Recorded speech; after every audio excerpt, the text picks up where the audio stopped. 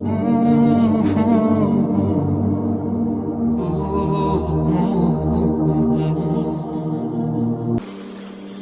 حاصل تمہارے لیے ہے، اللہ کے لیے تو نہیں۔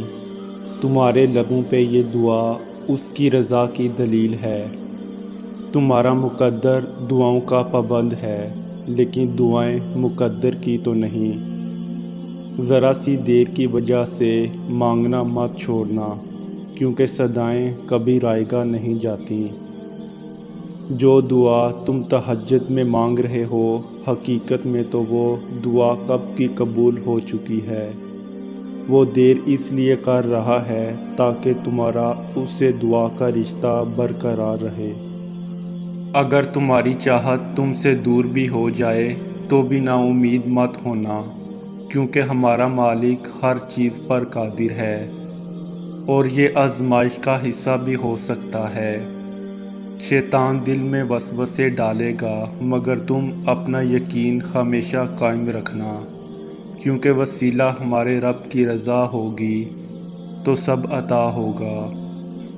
تہجد کی نماز اللہ نے بنائی ہی قبولیت کے لیے ہے۔ اگر کوئی دعا تمہیں تہجد تک لے گئی تو جان لو تمہاری دعاؤں کی قبولیت ہو چکی۔ جب اللہ کسی کو پسند کرتا ہے تو اس سے خوب آزماتا ہے۔ ایسا بھی تو ہو سکتا ہے کہ ابھی اللہ تمہیں آزما رہا ہو۔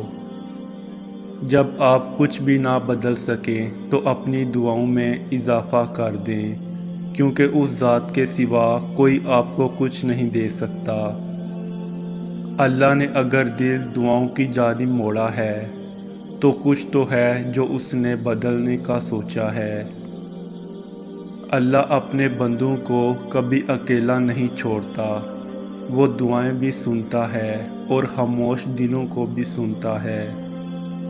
اللہ پر یقین کرنے سے وہ بھی مل جاتا ہے جو آپ نے کبھی مانگا ہی نہیں، تو یقین رکھو اس پر وہ بھی مل جائے گا جو آپ کب سے مانگ رہے ہو۔